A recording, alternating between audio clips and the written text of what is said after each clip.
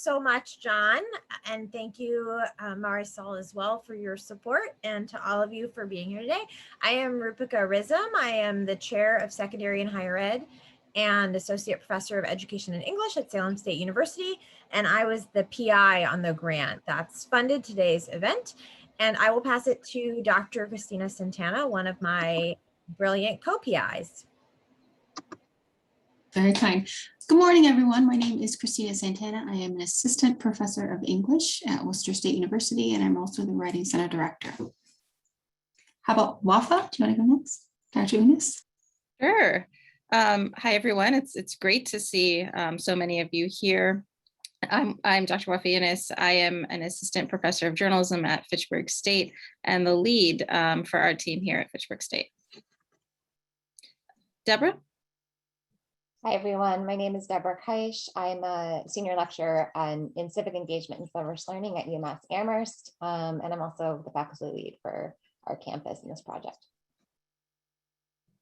Thank you, all of you, and just want to acknowledge that at our campuses, we all have teams of additional faculty members who've worked on this particular part of the project with us. So we will in a few minutes actually show you the anti-racist principles that we developed, but we first wanted to talk a little bit about the process behind our development with an eye towards highlighting for you the kinds of data and the kinds of insights that we were able to gain from our work, so that this is something you might be able to do and try on your campus. So in order to develop the principles that we'll later talk about, we really needed a good sense of what was going on at our individual campuses with our own students. And then we needed to look across that data that we gathered on the campuses and find our themes.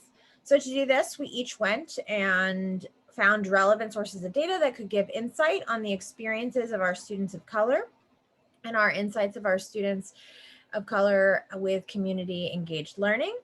We sort of combed through them, extracted themes from the data, and then brought them back to a conversation across the campuses. And we also conducted focus groups with students of color so we could hear from them. And these focus groups really gave us more nuance than we could otherwise capture just through surveys. So we'll each talk in turn about what kinds of data sources were useful and what we found on our campuses to give you the sense of how you might do this yourself. So I'll start by saying that at Salem State, we used the National Survey of Student Engagement, or the NSSE survey that our students take. We used a qualitative study that our colleagues had done on racial equity and justice. We had data from an application for our Carnegie classification for civic engagement, and the Student Satisfaction Index, also called the Ruffalo-Noah-Levitz Inventory, and our graduating senior survey and our campus climate study. It was actually very convenient that we were in the middle of our reaccreditation process at the time that we were working on this, and I was co-chairing the planning and evaluation standard. And so I had access to really just a list of everything and just was able to go through it and figure out what was useful. So, talk to the people who are doing accreditation because they will have all that data. We also, in our focus groups, asked students to share with us what was on their mind from their classroom experiences and their experiences with community engaged learning. And our main takeaway was a really strong demand for collaborative learning, higher quality interactions with each other, more events on campus, more opportunities for social engagement and social justice engagement, and really, most critically, a sense of belonging. And so when we came to the conversation with everybody else, we started to see where our points of intersection were, and really we're focusing in on how do we make our students feel like they belong in our classrooms. So I will now turn this over to Dr. Santana. Hi, thank you. Yes, so when my team and I began collecting data for this first component, we had trouble actually finding data that would show us the needs of minoritized students. So we had a campus climate study from 2018, and there was one ongoing at the time, so we didn't have that data yet. But we were very eager to hear from students and community partners. And so I'm going to talk a little bit about the themes that we gathered from those two experiences. So the first theme that came up for us between those two data sets was that the community partners and the students both wanted more cultural awareness and competence. So the students specifically said that only certain classes address race, and that professors aren't trained with tools and strategies to handle tense moments in class or to help them to do that work. They also said that discussions that cover the reality of issues that people of color face are very empowering for them, so they wanted more. Community partners said about cultural awareness and cultural competence that all students need the opportunity to analyze racism and explore identity, and that the majority of the students that they saw didn't really have the opportunity to analyze racism or how it affects them. So they wanted us to give more of that to them. They also said that faculty need to be ready to hear what students have to say. That was a very powerful takeaway from our focus group. They said that students should have explored their social identity before arriving at a site, so they are not building cultural awareness from scratch. So that was that first theme. The second theme was that, I wanted to say that that theme is translated into our second principle on the statement of anti-racist principles. The second theme that came out of those data sets was that students and community partners wanted to feel less outnumbered and lonely. So the students said that classroom diversity depends on the major. So students in history, quite different from students in Spanish, for example. Students said that peer-to-peer activities often clustered with other students of color. They didn't like how that always felt. They said that there is a lack of focus on caring for each other and empathy, and that made them feel lonely. They said that only certain programs and professors made them feel heard or like they belong. Very big emphasis on this sense of belonging. How do we get them to feel like they belong? They also said, of course, hiring more faculty and staff of color would help them feel like they could get there. In the same way about the sense of loneliness or feeling outnumbered, community partners said that students are careful about who they confide in and trust, and who they know they cannot have a conversation with about race-related issues. Community partners said that working with faculty and students allowed them to work together to help students to learn how to use their voices to speak from their own experience and contribute to solutions that were unique to Worcester. They said that faculty should be very careful about selecting community partners so that they are cultivating relationships that become partnerships, and that once those sort of transactional experiences end, right, it can sort of leave them feeling lonely. They wanted to have a much more sustained experience. That content really translated into principles 3 and 4 in that document that you can look at. I have one more theme, and that is more opportunities to be community engaged and community minded. And we heard that from students and community partners. So students said they wanted to think beyond the classroom more. They weren't getting that enough.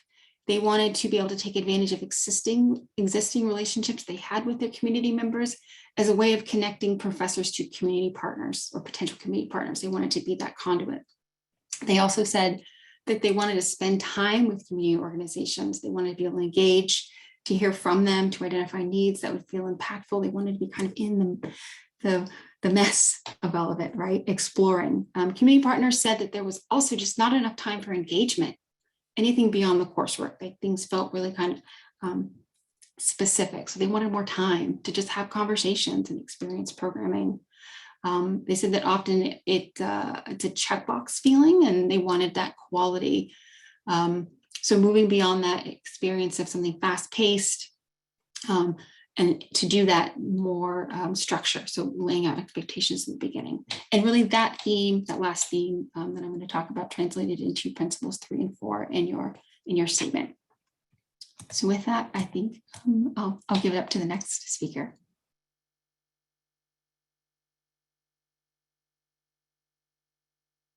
That's me. So you're probably going to hear some similar themes across all of our reporting out, because I'm just nodding at everything Christina just said. So at UMass, in addition to the literature from the field and the campus climate study, And other data sources, the focus groups really for us were where we found the kind of richest and most relevant findings. And so I want to focus on some of the themes that came out of our focus groups as well. So first with the student focus group, so UMass is a predominantly white institution, so not surprising to hear that BIPOC students have a hard time feeling valued in many of their classes, or that their culture is valued in their classes, or at the university as a whole. But they did say that they were more likely to find a sense of belonging and at least participate in discussions of race and racism in their community-based learning classes because of the nature of the content of those classes. Another theme, also not surprising, that representation was a significant part of the conversations with students. So just how transformative and sometimes healing it was when they either had a faculty member of color or in a class when there were a significant number of BIPOC students, but that those things were rare, much rarer than they should be. They mentioned even just the focus group itself, the space that they were in this focus group provided something they felt was empowering and often lacking, to be in a BIPOC only space to talk about community-based work. That was something they hadn't had the opportunity to do. So again, this need for these conversations in these spaces. And finally, they said that they felt that they did talk a lot about anti-racism in their community-based learning courses, but they weren't sure that they were actually doing the work of anti-racism. So there was this disconnect between, like, we think we're talking about it, but we're not totally sure that we're doing it. So that's something that we want to explore more in our campus. With the community focus group, something that's significant that came out of the conversations with the representatives we talked with, the community orgs, was that they are very interested in co-creation of curriculum, of co-teaching, of participating in classes, but that needs to be funded. And there was a lot of frustration with the disconnect between what the university says it's interested in and its messaging, and the lack of funding and resources to truly deepen this work in authentic ways. Community reps also talked about the needs for students to really know intimately the community in which they are working.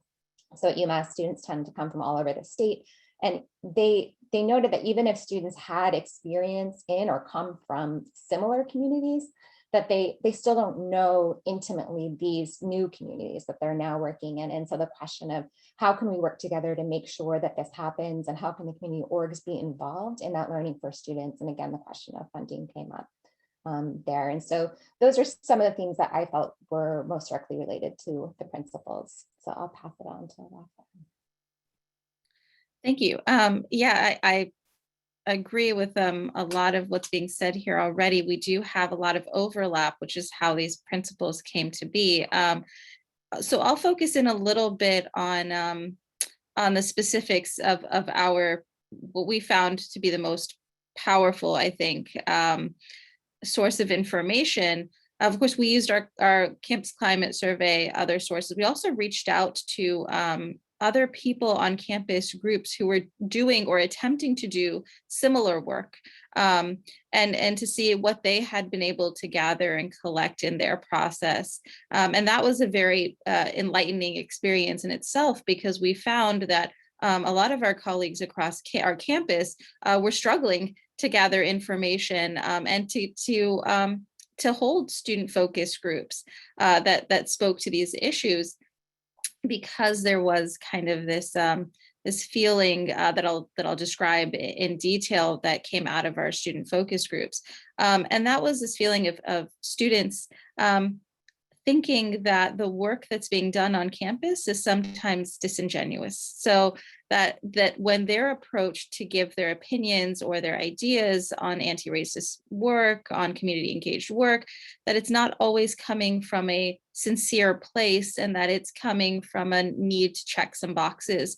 And so this was something that was very troubling to us, but not entirely surprising. I mean, this is something that oftentimes faculty on campus also feel in different forms. So when we spoke to our students, one of the I recall one student who, after the focus group, sent an email and said, "Thank you for this opportunity, because today, my heart feels lighter."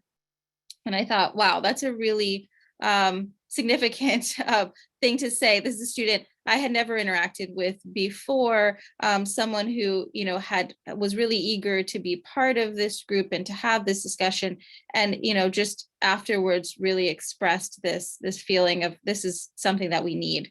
And this was a really important, you know, piece of information to us, because though it was outside of the formal focus group, it gave us an idea of the overall morale of the students in this case, which, you know, really impacts the work that's being done. So while we can speak about the pedagogy and the implementation of the principles, and we will, there's also this kind of underlying issue that we kind of we really hit a nerve at Fitchburg State, of, well, are the students receptive to it when it happens? Are they able to recognize it when it happens, or do they have, you know, this guard up a little bit as well, just as we all do, and sometimes when we're speaking about these sensitive issues. And so we learned really the need to be very explicit in the connections that we made with community engaged work and anti-racist work. A lot of times students were in classrooms, we're doing assignments, we're engaged in the community in ways that we would define as community engaged, or that we would define as anti-racist. But because those themes and those definitions were not explicitly taught or explained to the students, those connections were not being made. And so while we felt that the work was being done, the students weren't necessarily feeling that the work was being done because they were not making the connections. The other thing is just that, is how much do we expect our students to be fully aware of what they're facing, right? So the experiences they have, of course they have them. Do they have names for them, or the same names that we use when we talk about them? And so we really got into definitions. How do we define community? We say community engaged, but how do our students perceive community? And how do we define community? They may define it differently, and therefore see the connections made differently, or have desire to make connections differently than we're making them. The same goes for macro and microaggressions in terms of classroom and anti-racism. So what are they recognizing that we're not? What are we recognizing that they're not? How do we kind of you know, fill in the gaps, and then help to make these connections more explicit, so the work that we're doing has a really solid foundation. And so that's a lot of what we gathered from, you know, from the focus groups as well. And of course, you know, from the external data that we were able to amass in the literature, this all seemed to align and work really well with the creation of these principles, because all of them require a really intentional look at the work, not just something that can be done by checking a box, something that really is ongoing, that is fluid, that needs to change as time changes, and as culture changes, and as the environment changes. And so it's something that we have to keep thinking about, and we have to keep talking to students to kind of figure out where they are, where their environment is, and how we you know, create something where we can all be part of it, but using the same language, words, terms, to make it clear. So as we transition to the section where we're going to show you and talk through the principles, I just wanted to highlight that for all of us at our campuses, this was one of the few opportunities that our students of color felt like they had to actually be heard on these issues from us. That on all our campuses, particularly in the last year, there should have been a lot of rhetoric about anti-racism and a lot of like, let's have professional development about it, but not a lot of actually talking to the students and finding out what's on the ground. A lot of relying on campus climate surveys. We did ours in 2018, and things have changed, and not always for the better, right? So that was really a really enlightening portion of our work together.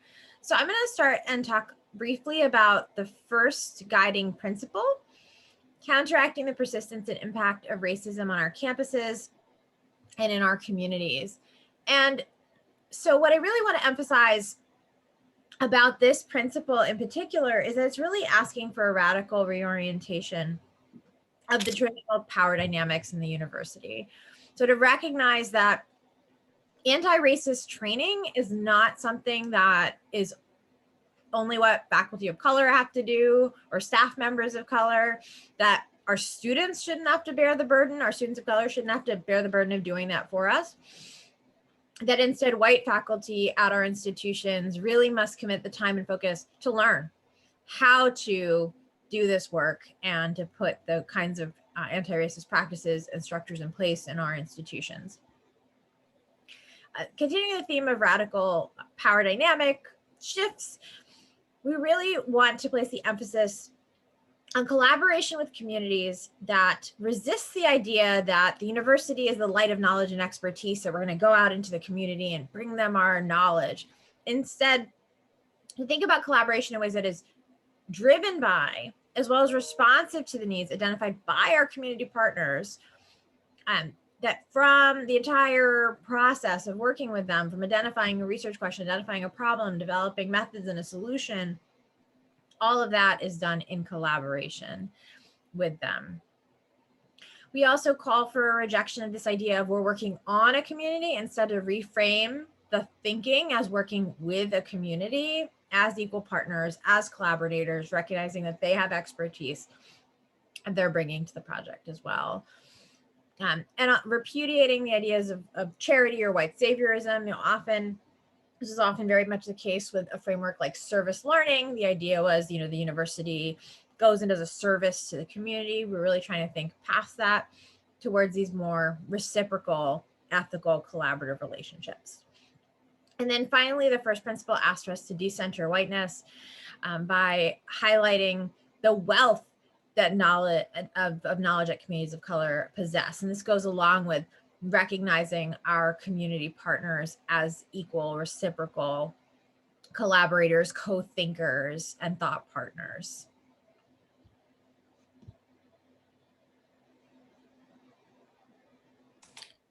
Thank you. I'll talk a little bit about that second principle. So there's 6 components, but I'll touch on just a few. The first is it's the call to regularly train faculty and students so that they recognize microaggressions and respond appropriately. And for me, this really speaks out to what the community partners told us, that professors aren't trained with the tools and strategies to help students in tense moments, or help themselves, or help students help themselves. The second bullet there is asking for more reflection and questioning of the status quo before and during community engagement. So that means critically examining power and privilege, bias, and false histories in order to effectively challenge white supremacy and racism, and then in fact enact systemic change. So this speaks back to what the CP's community partners said about helping students to learn to use their voices to speak from their own experience and contribute to solutions in our town. Next is a call for time spent in dialogue with community partners in the spirit of real relationship development. So focusing on trying to understand the community partners' histories and issues so that we can better support their work, and then help them to build capacity to have access to our campus resources, right? To build that bridge back. So for me, this really speaks back to what the students and the community partners said. So students said that they wanted more time with community organizations to be able to engage, hear from, and identify needs to find out what would be most impactful. So building that bridge back to them. And then community partners said that there isn't enough time for quality engagement, right? So if we are doing that work to build those relationships, then that's a little bit more possible, a little bit more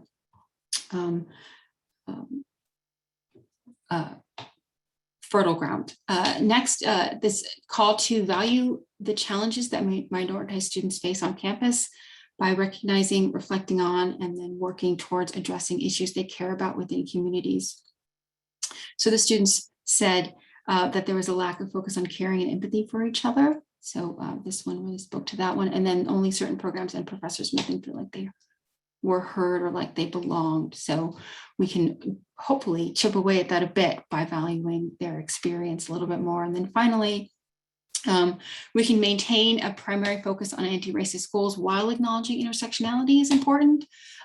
We want to make sure that we're doing this because the community partners and the students said that all students need that opportunity to analyze racism and explore identity. So we want to give them that. We want to make sure that doesn't sort of wash out with everything else.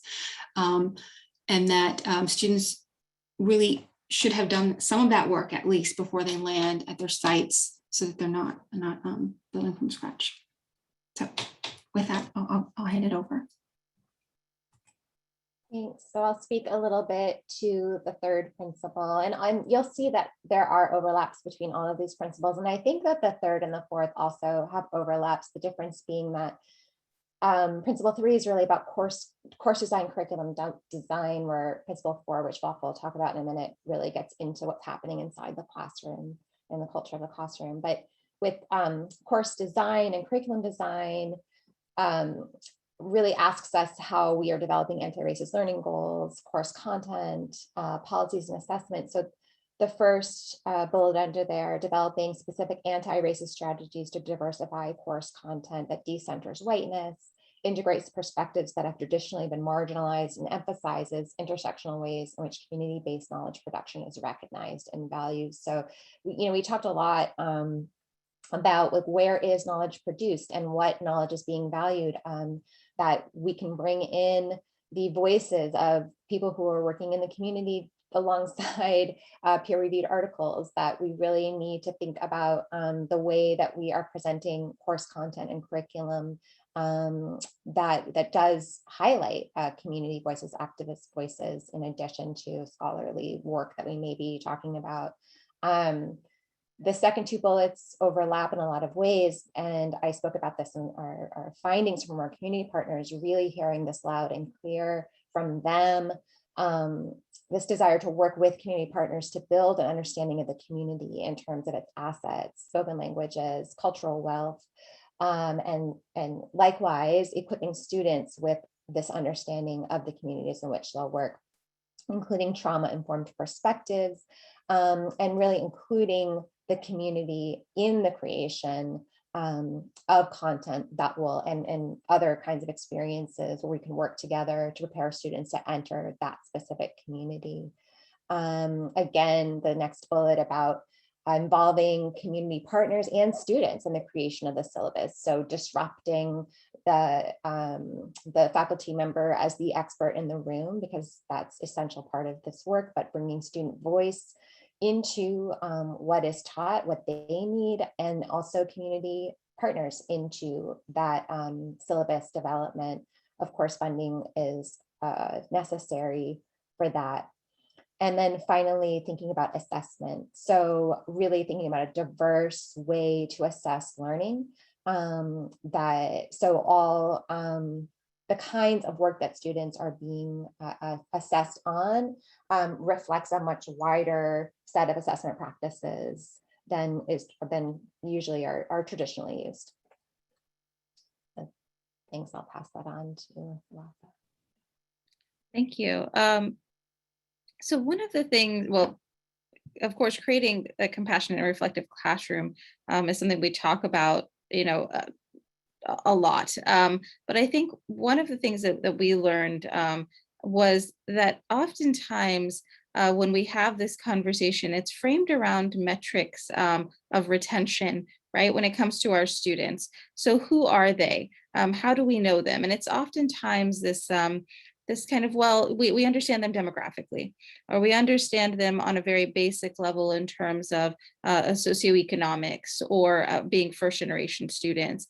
And so we think about, okay, well, how do we keep them? And so one thing that we learned was really the question perhaps should be, well, how do we not lose them?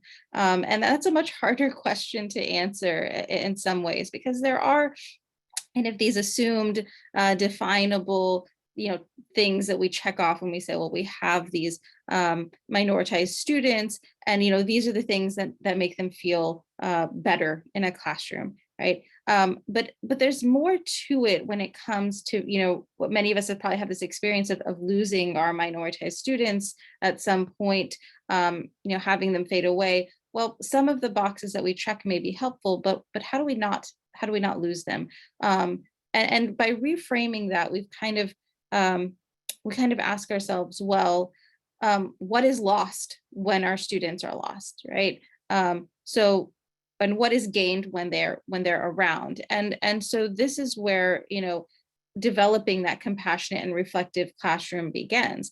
Is we want to establish not only a relationship with our students, but we want to understand the environments that they come from, but also their screens, the lenses in which they look at their communities, the world around them, their classrooms, the dynamics within those classrooms, and fully understand really, what are the things that motivate them and that don't. And I think this is really where it comes to creating that environment within the classroom and doing it very carefully, in a very considerate manner, because oftentimes we fall into these issues of tokenism or this idea that a student is supposed to tell us about themselves and their communities and their background, and they're not necessarily seen as comprehensive whole individuals that are unique and have unique expertise, and that are not just kind of figureheads or symbols of something. And this also, translates with community engagement as well. And in the sense that when we engage with our communities, are we doing it in a way that makes the community feel as though we're trying to get something from them, right? Or accomplish particular goals? Or are we exhibiting some sort of compassion in our communication with them that suggests we understand that there's a larger systemic issue, and that we want to learn, right? So when we go into the community, we need to say, well, we're here to learn, not we're here to tell you. But that's similar in the classroom, is we're here to learn as well. And we want to know what your experiences are, and we want to know you, right, as a whole individual. And that's difficult oftentimes when, as faculty, we're kind of taught to have this distance, right? Avoid the personal relationships, avoid the personal conversations, avoid, getting to know students in particular ways. Of course, all of these things are important, but oftentimes what gets lost in there is just authenticity, right? And being an authentic person within the classroom environment, and encouraging that authenticity with all of our students, so that they feel empowered, that they feel like when they do have an expertise, when they do have insight, it's something that's valuable. It's something that's a representation of their authentic self, in which they're in a space that allows that authenticity, not a space that is solely, just for kind of a give and take. And so creating that space is a lot harder. It's a lot easier to kind of suggest these things and say, well, we need to, be more authentic. We need to be more open. We need to create relationship. Students want, to be seen as whole people. All of that is, makes sense on the surface. How do we actually accomplish that? That's a whole other, part of this process. But, the beginnings of it, I think, from what we've gathered, really come down to, are we as instructors, professors, lecturers, are we willing to be complete, whole, authentic people, and to translate or change the classroom environment from I'm here to tell you something to we're here to talk to each other and to unpack the larger systemic and social issues that surround this content, and that are problematic to the way that we may have learned or experienced things in the past. And that's a really big step, but it seems a step that our students recognize and want us to make, and that our communities are asking for us to make explicitly, and that are really essential to creating a cultural shift in our classrooms and at our institutions. So we have kind of one more round to talk about what happened next, and then we will have time to open it up for some questions. So basically, you know, we had these focus groups in each of our campuses. We had this literature we were collecting, as Rupsi mentioned in the beginning. We then sort of came together and looked at themes to develop this statement of principles. And then what happened next was we each had faculty workshops on our own campuses, based on the statements of principles and what we were finding on our campuses. And then we also held a cross-campus workshop that had 5 faculty members from each of our campuses come together across all the campuses in a different workshop. So we're each going to talk a little bit about what happened in our own faculty workshops on our campus. So in those, each had 10 faculty members from our own campuses. And there were similarities to the way we conducted them, but there were also differences. So for example, at UMass, we really saw this as an opportunity to bring together people from across our campus who are already engaged in this work. So folks who we know are doing anti-racist work in community-based learning and also community-based research, to come around and to come together and really talk about, you know, what does this work look like? They may have done this work for years, but maybe not have had the opportunity to really dig into thinking about what are the benefits, what are the challenges, what's happening in this current climate, how has it changed? And then also to share what we were finding and what we found in our focus groups. And so in our case, what we felt was really exciting is that we just had this group of people from all different disciplines sharing strategies with one another, and also a group that is now committed to seeing one another as resources, and a group that will continue to grow and support one another, possibly build new collaborations across campus, and also together to advocate for the kind of work that we're doing on our campus. We did use the statement of principles as one of the pieces we were looking at in our workshop at UMass, but the participants really found, and participants found that statement very useful. But to concretize that statement, what they really found a great deal of value in were the write-ups of the focus groups. So we brought to them the themes that were coming out of our focus groups, but also quotes from students, quotes from community partners. And that was what they really dug into and found valuable, and ended up really enriching the conversations and making concrete the conversations that we were having about what this work looks like on our campus. So I think I'm passing it back to Wafa next to talk about what happened there. Sure. Yeah. So our professional development was really enlightening as well. We learned a lot from our participants. We had a very kind of a simple format to ours, and one of the things that we really wanted to do was to give time to work. What we found through our conversations with our colleagues in preparation for the professional development, and we did kind of seek out some just preliminary information as to what the expectations were, what the desires were for this development opportunity. And we really found that a lot of our faculty had been engaging in conversation like this across campus, but felt like there was a lot of talk, and they wanted time to work. And so we really emphasized that time to work. What we did was we started with definitions. We wanted to make sure that we were all on the same page in terms of how do you define these things? What are we talking about exactly? What are examples? And then we set out to kind of get to work. Our faculty engaged in the process, implemented the principles, talked about how it would work within their very specific disciplines, and showed their work essentially.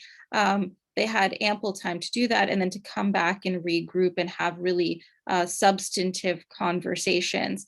And I think one thing that we learned that was a little bit of a peripheral, note, but became very important and central to the second part of our development was there was a question by several of the faculty members of, well, we've been doing this on campus and we've had several of these development opportunities, and I always see the same people.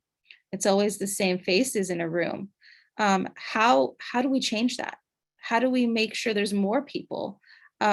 we know that the people who want to do the work and who want to implement these principles within the classroom, we know that they're there, and we see them at every single one of these opportunities. If we're going to create a cultural change on the campus, if there's going to be a shift, if there's going to be a prioritization or an emphasis, how do we get new people into these conversations? And that actually became a much larger part of our work during the development, was to kind of assess, well, how do we across disciplines create a development opportunity that encourages people who may be, on the fence about how to implement some of this work. How do we encourage them to give it a try? And how do we make this a little bit broader? And so we engaged that idea for some time.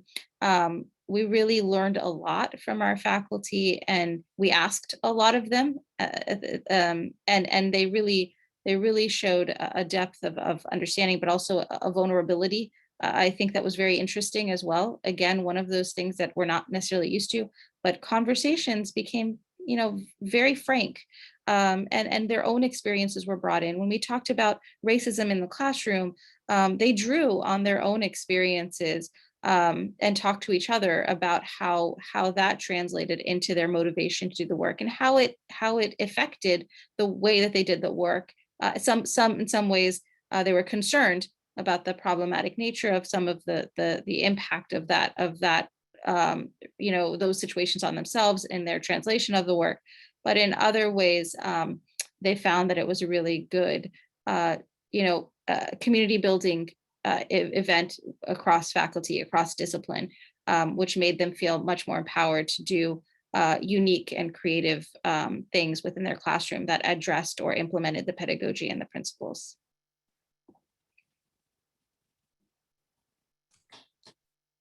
Hello, I'll get started by addressing a question I just saw in the chat.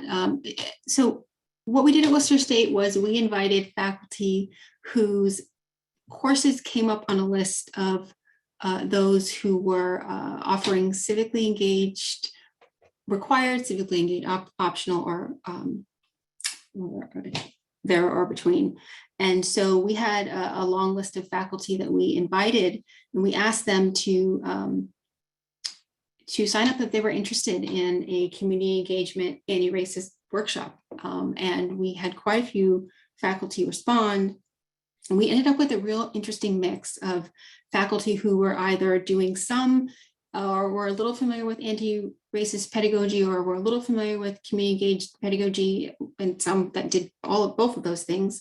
But mostly it was just kind of all over the place. And so it was a really interesting experience of bringing, I think there was 7 of us, 7 faculty, and then the team were there.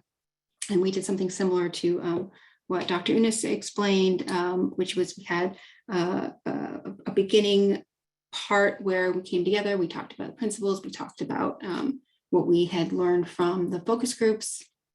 And then the participants took some time away to work on materials, and then we came back and we elevated those materials with partnered work, and then sort of informal presentations. And I want to talk about a couple of really key takeaways, especially for me, because this is also exciting. But one of the things I really loved was there was a lot of talk about anxiety with getting started. How do I get my feet wet? Can I do this, just a tiny bit, right? And we talked about that. We unpacked it. It was a really nice and very generative space.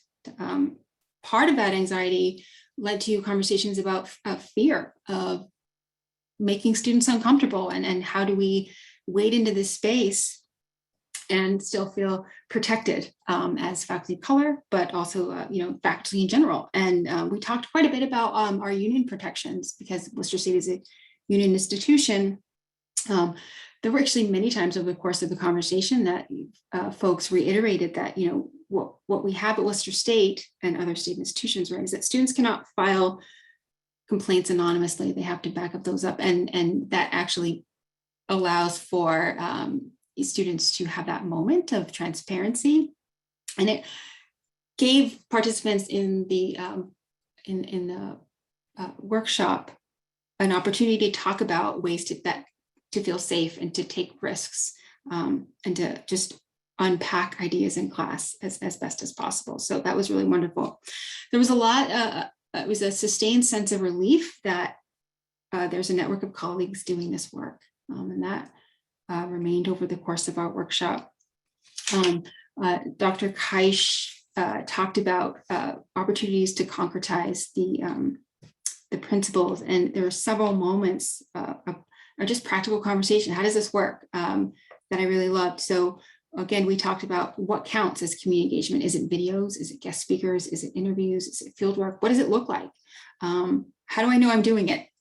And how do I raise the game, right? What does quality look like? We talked about how partnerships are cultivated. And my best advice there is to make a friend. Build organically. You know, if you're out in the community, if you're meeting people, if you're being social, if you're being interested, if you are leading with your values, then there's going to be opportunities, right? And so lean into that. There's a lot of conversation about what does correspondence look like? You know, if I'm cold calling a community partner, what do I say? What kinds of things do I need to include? And so I teach community writing, and so I had a lot to offer to participants, just in terms of like basic, it's not basic, but important information. So timelines for students, and making sure that there are specific dates that you're asking community partners to be available for, things like that. One of the things that came up quite a bit, and John was there for one of these conversations, but how do we make sure that our engagement is beneficial for the community? So it's not just us making the decision about what should be focused on, that it's the community partner that's there.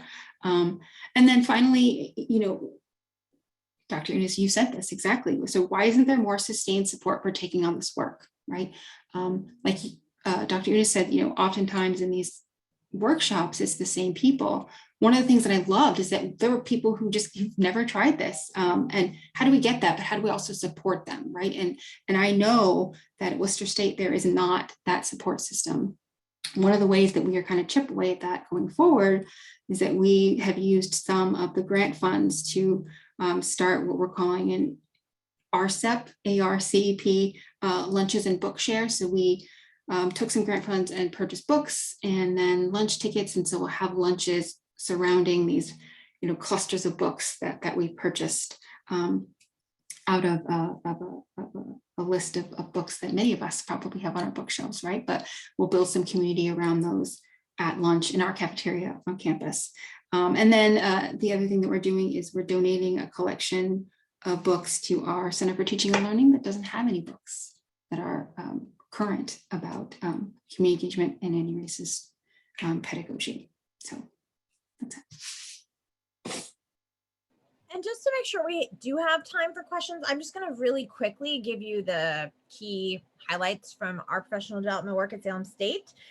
The first is that, you know, it's really useful to think about who your partners are on campus. So we were working primarily with Center for Civic Engagement, directed by Cynthia Lynch, with my colleagues, Cindy Vincent and Joanna Gonzalez. And so because we were working with a campus, you know, through a campus entity that has a strong record of civic engagement work, it was a great opportunity to think about and assess where our faculty are, what kinds of models of this work they're used to, and then what kind of models do you want them to embrace? So in our case, for our workshop, we had a lot of people who were very much used to a service learning model. We did have a few people who had moved towards the model we use, which is called CECL, or critically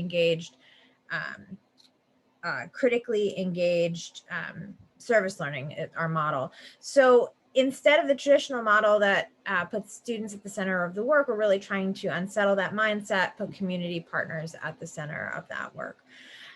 And so we were able to do a lot of that. And also we're really hoping that this year we'll be able to continue building on our work and building on some of the work that our campus partners at the Office of Inclusive Excellence have been doing, running their own Justice, Equity, Diversity, and Inclusion initiative for faculty, which is more broad and not specifically about community engaged learning. And so these are sort of some of the we're sort of trying out our tactics and figuring out who our partners are and who we can all work together on advancing this at our campuses.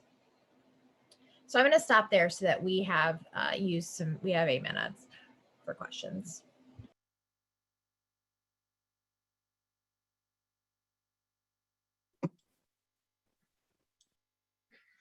Okay, I'm not seeing my video link. There it is. All right.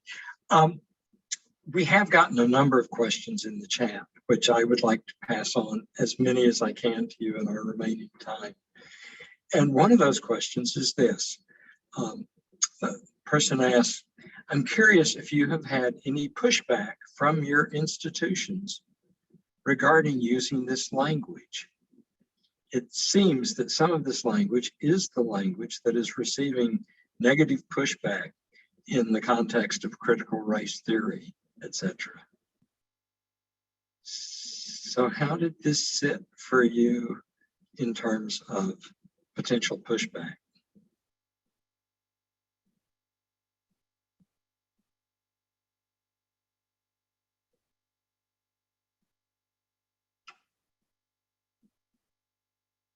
I think we have the benefit of being in Massachusetts. Not that Massachusetts doesn't have its problems and its racism, by the way, because it does. However, I think that we're sort of, that discourse around critical race theory hasn't had as much traction here as it has in many other parts of the country. Mm-hmm. Okay, here's another question. There is an argument that authenticity is not safe for BIPOC folks, especially women of color. Can you speak to that in relation to what you found? So I think I use the word authenticity, and I think that's something, there's two ways of approaching that, right? And the way that I'm suggesting here in terms of what we found is more introspective than anything else, is this idea of really thinking about the intersectionality of identity, and how that plays out in terms of racism and systemic racism and institutional racism, and then considering that in one's approach or interaction with others, not necessarily in enforcing this need for portraying one's authentic and full self as a precursor to the work, right? So more of this kind of really consideration, more so in how one's content fits within these conversations in a more comprehensive sense.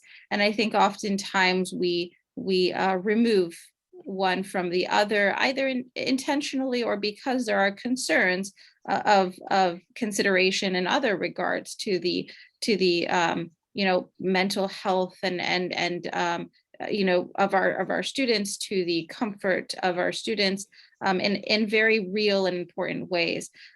My suggestion in terms of the conversation we were having before is doing this in the context of an introspective practice prior to one's kind of engagement, so that we have a more a deeper kind of understanding of the implications and the screens and lenses from which we come and from which our students potentially come as well.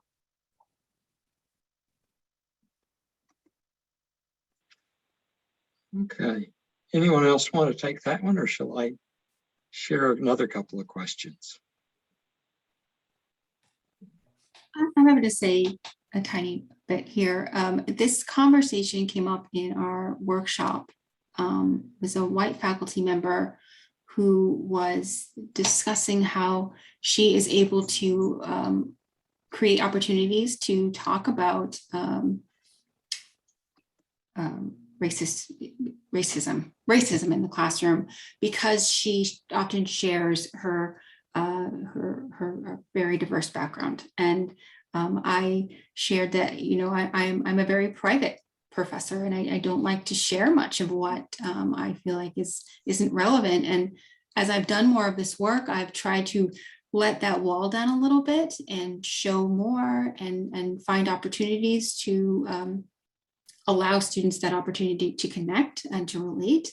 I shared with her, and I'll share with you, I'm getting better at it because I understand that the need for students to feel like feel cared about, and I do feel like for me that's an act of caring to show more of who I am as a full person, and to invite them to be more present and to be you know, a little bit more supported beyond these discrete content that I'm trying to relay.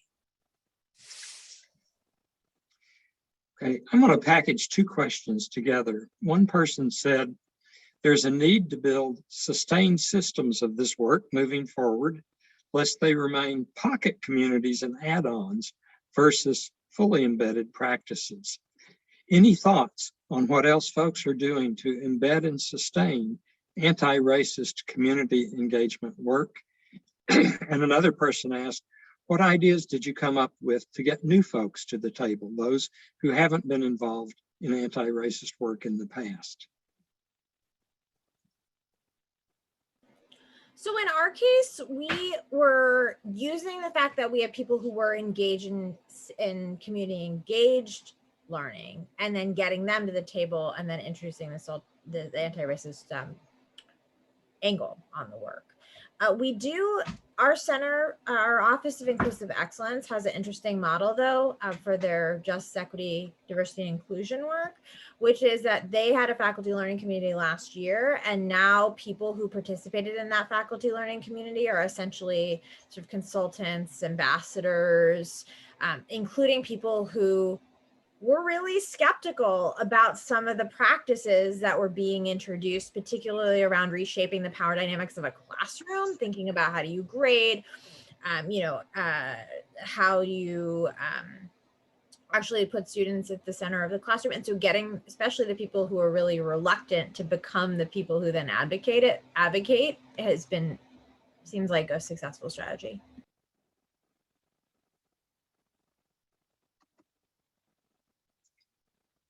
Okay. Anyone else want to take that one? I mean, I'll say that, at UMass, we happen to have an office for civic engagement and civic learning where I work, and there are opportunities for faculty to come together in cohorts to actually spend a year building this kind of course and getting feedback on the course and bringing it sort of like a built-in community of practice that they commit to and get stipends for. So I think that's one way of doing that, where we spend a semester working on the course, thinking about all of this, reading, talking, sharing, and then implementing the next semester. So just one example. I'll add one other thing that two of the faculty team members that I worked with on this grant hadn't done any of this work before, and it was a real opportunity for them to learn and get involved. And so, just like Dr. Keisch, if there are projects that you can bring people in on, they have an opportunity to learn, and in this way, there was some monetary incentive, but also, the incentive to build relationships across campus and to build, onward as we're doing work on campus, but we're also going to continue as a team doing other work. So it was, I think, really beneficial.